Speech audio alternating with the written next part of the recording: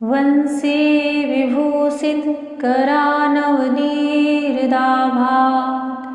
पीताम्बराबिम्बफलाधरोष्ठात् पूर्णेन्दुसुन्दरमुखादरविन्दनेत्रात् कृष्णात् परं किमपि तत्त्वमहं न जाने।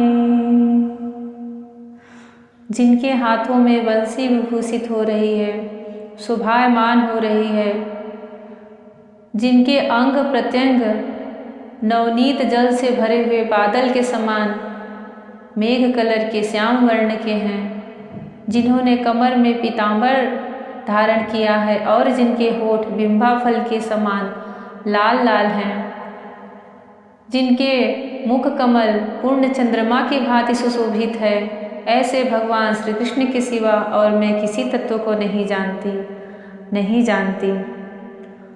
राधे राधे। जय श्री कृष्णा। मेरी सोल फैमिली आध्यात्म आपकी अपने चैनल पर आप सबका बहुत बहुत स्वागत है। मैं 2 दिन अपने भागवत का वीडियो नहीं डाल पाई। हम लोग आदिशक्ति के दर्शन करने चले गए थे, इसके लिए मैं बहुत क्षमा प्रार्थी हूँ। आज मैं नारद जी के भागवत में भक्ति जी के प्रकट होने के बाद जो वहाँ का वातावरण हुआ, जो वहाँ का मंगलमय सभा में जब भगवान का प्रादुर्भाव हुआ, वो व्याख्यान मैं आप सबको और श्रीमद् भागवत कथा के महात्म का सबसे विशेष प्रसंग गोकर्णोपाख्यान प्रारंभ करती हूँ। इस प्रसंग में हमें एक चीज़ तो अवश्य ही समझ में आती है कि हमारे जीवन में प्रारब्ध से बढ़कर और कुछ भी नहीं है। हमारे जीवन में जो भी कुछ घटित होता है, जो अनायास घटता जाता है, वह सब का सब प्रारब्ध ही है। और प्रारब्ध इतना बलवान होता है कि आप कोई भी रास्ता अपना लो, वह अपना काम बना के ही रहता है, चाहे आप जिसकी शरण में चले जाओ। हाँ, सिर्फ प्रारब्ध को मिटाने वाला, प्रारब्ध को हटाने वाला अगर कोई है तो सिर्फ एक में ही सामर्थ्य है, वह है हमारे श्री हरि। अगर हम श्री हरि के शरण में चले जाते हैं तो हमने पूर्व जन्म में कितने ही पाप किए हों, हमारा प्रारब्ध कितना ही कठिन हो, वह सब कट जाता है। सिवाय श्री हरि के और किसी में ऐसी सामर्थ्य नहीं है जो हमारे प्रारब्ध को हमसे हटा सके। हमें हमारे कर्म को भोगना ही पड़ता है। उससे बचने के लिए हमारे पास श्री हरि के सिवाय और कोई भी उपाय नहीं है। तो अभी मैं भागवत में उस समय जब भक्ति रानी प्रकट हुई और सनकादि मुनीश्वर नारद जी को मुख्य श्रोता बना करके भागवत का महात्म्य कह रहे थे, तब वहाँ का वातावरण इतना ही सुंदर हो गया था कि वैकुंठ धाम से भगवान श्री हरि स्वयं ही प्रकट हो गए। और जब वो प्रकट होते हैं तो उनकी छवि कैसी होती है, वह इसी के प्रसंग से यह प्रसंग शुरू होता है। जैसे कि हम अपने मन में कल्पना करते हैं या फिर भगवान का कहीं कोई चित्र बनाता है तो वो हर कोई भागवत से ही लेता है।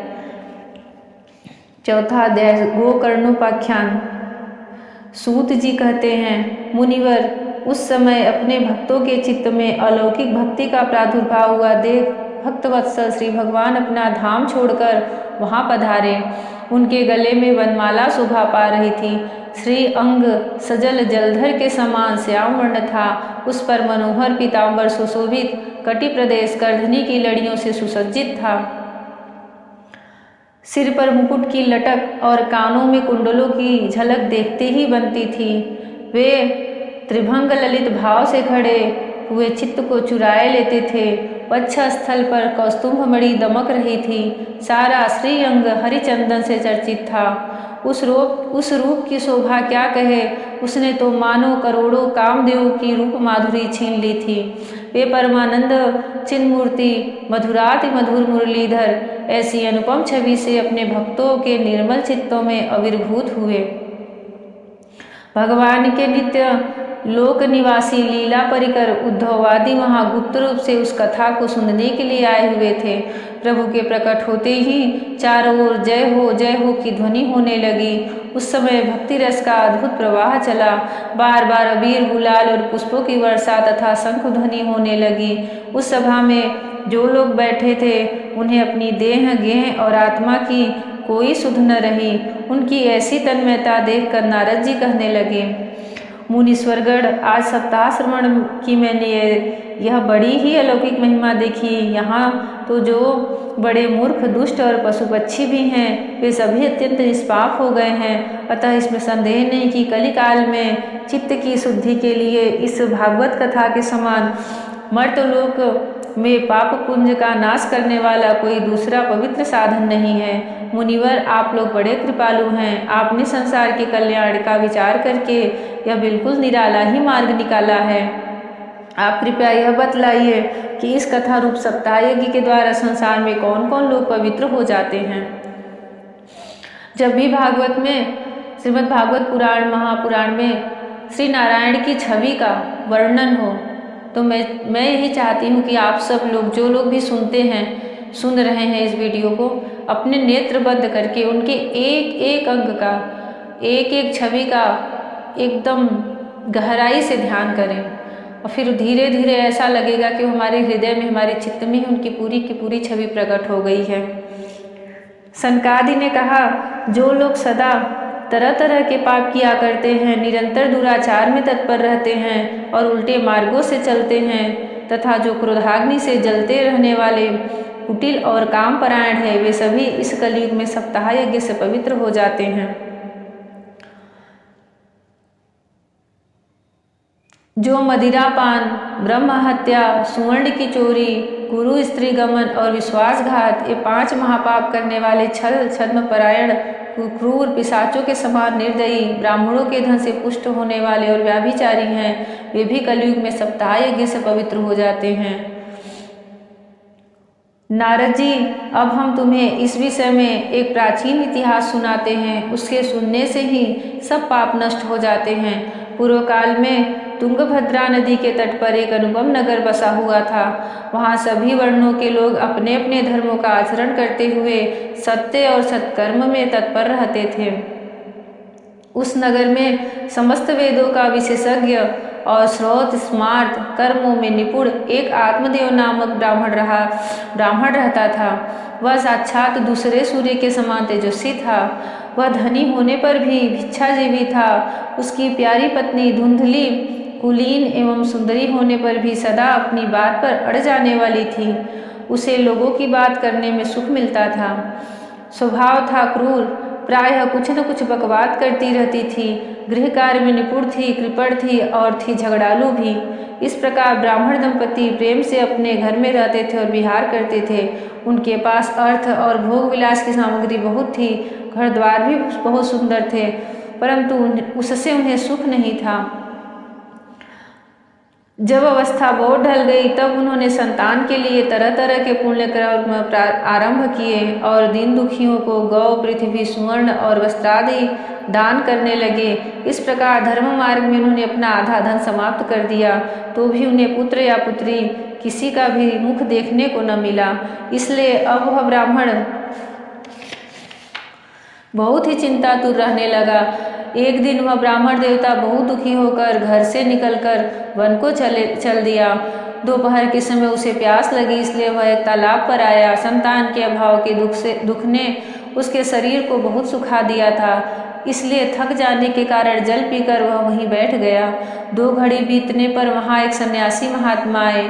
जब ब्राह्मण देवता ने देखा कि वे जल पी चुके हैं, तब वह उनके पास गया और चरणों में नमस्कार करने के बाद सामने खड़े होकर लंबी लंबी सांसें लेने लगा।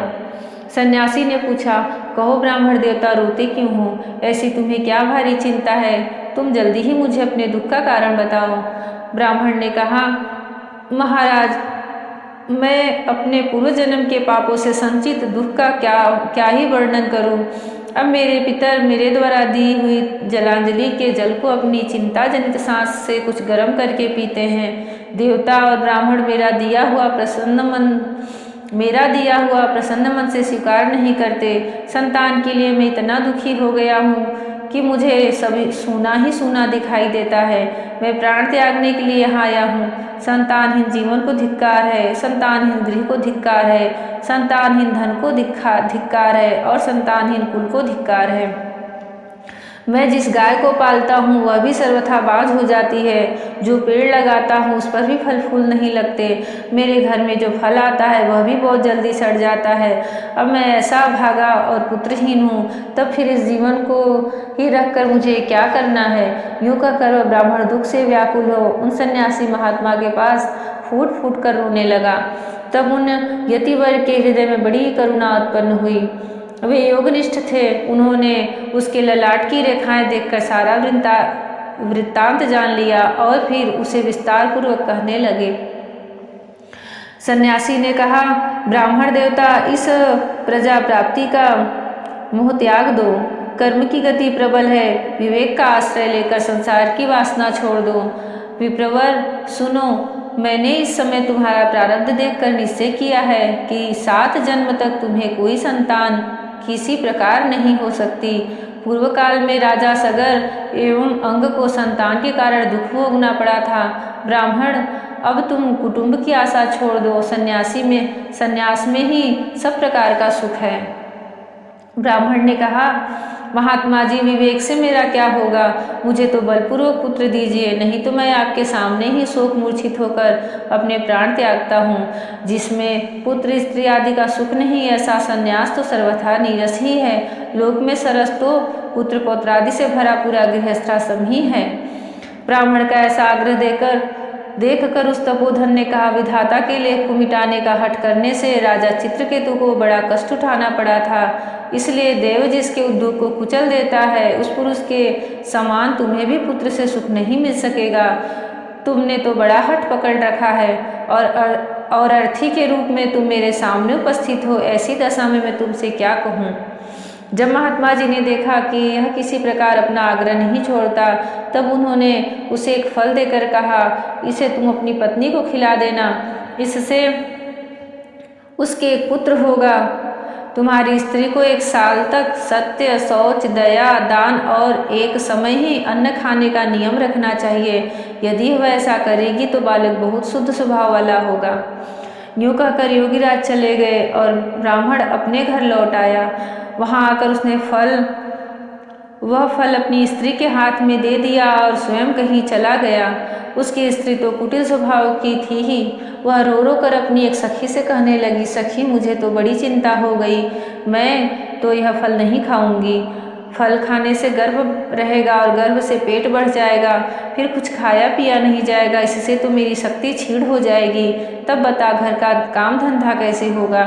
और दैवश कहीं गांव में डाकुओं का आक्रमण हो गया तो गर्भवती स्त्री कैसे भागेगी। यदि सुखदेव जी की तरह गर्भ पेट में ही रह गया तो इसे बाहर कैसे निकाला जाएगा। और कहीं प्रसव काल के समय वह टेढ़ा हो गया तो तब तो फिर प्राणों से ही हाथ धोना पड़ेगा। यूँ भी प्रसव के समय बड़ी भयंकर पीड़ा होती है। मैं सुकुमारी भला यह सब कैसे सह सकूंगी। मैं जब दुर्बल पड़ जाऊंगी तब घर के लोग आकर घर का सारा माल मता समेट ले जाएंगी और मुझसे तो सत्य शौचादि नियमों का पालन होना भी कठिन ही जान पड़ता है। जो स्त्री बच्चा जनती है उसे उस बच्चे के लालन पालन में भी बड़ा कष्ट होता है। मेरे विचार से तो बंध्या या विधवा स्त्रियां ही सुखी रहती हैं।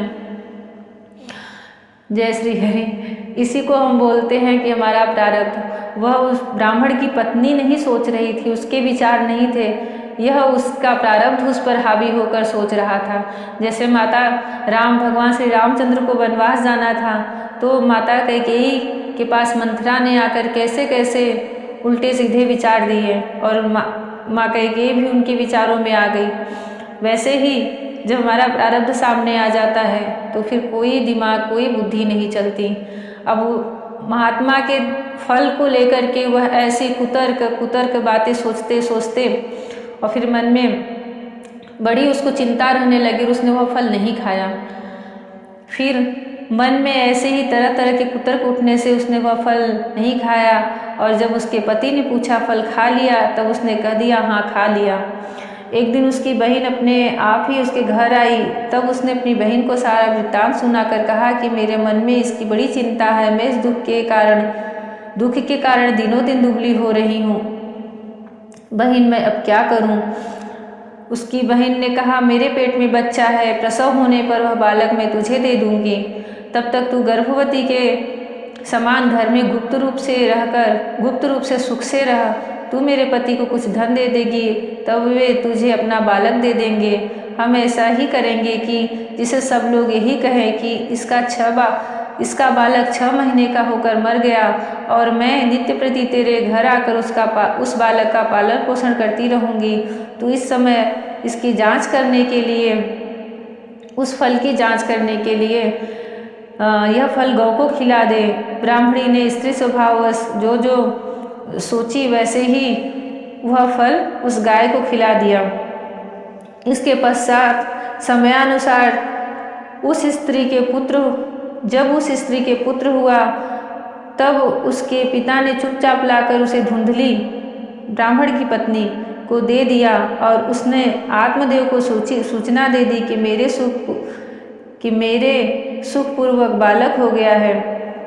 इस प्रकार आत्मदेव के पुत्र हुआ सुनकर सब लोगों को बड़ा आनंद हुआ।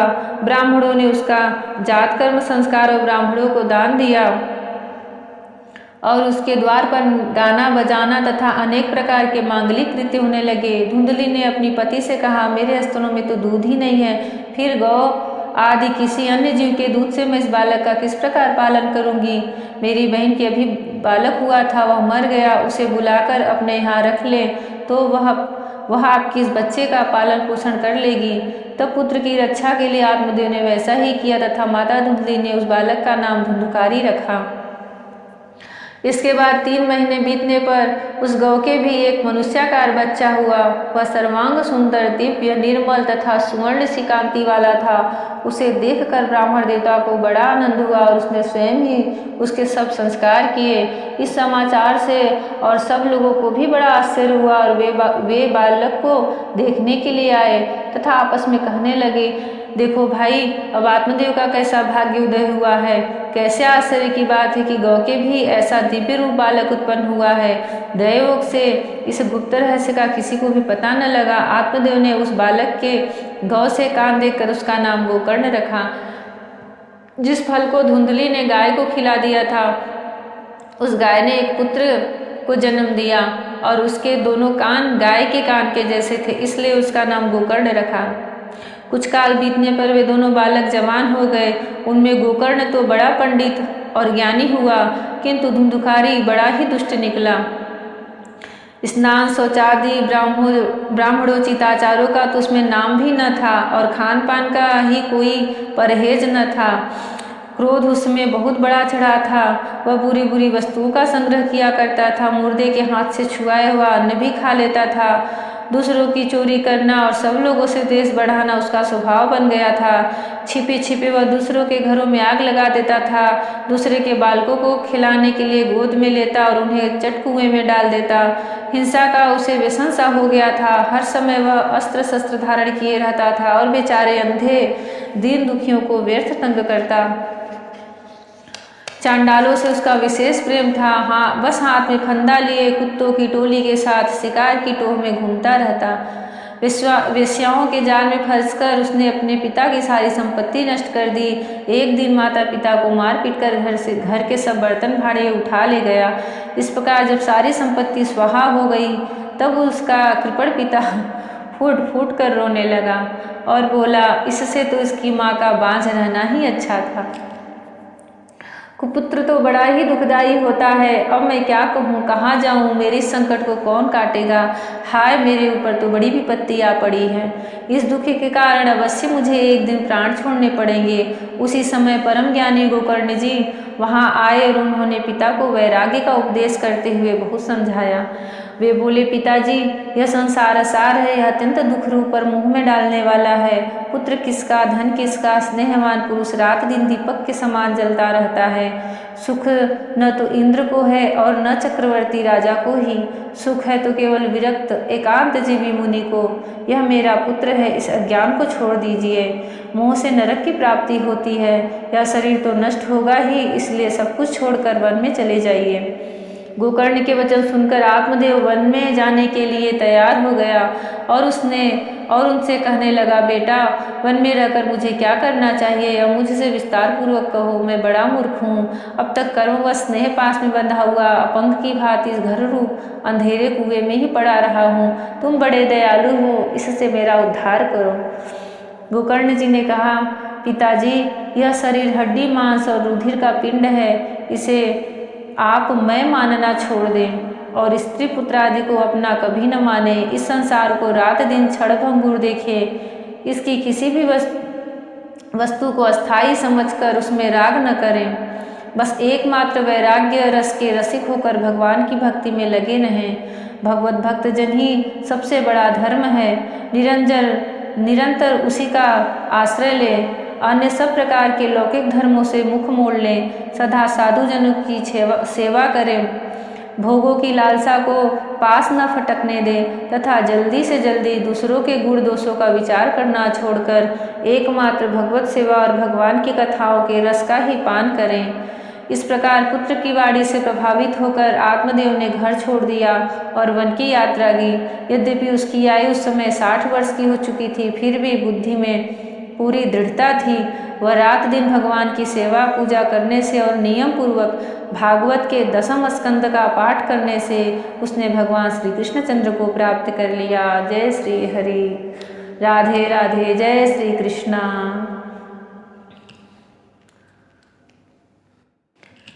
क्षण भंगुर जीवन की कलियां कल प्रात को खिले ना खिले, मलयाचल नीर सुगंध समीर, फिर से इसे जाने मिले ना मिले।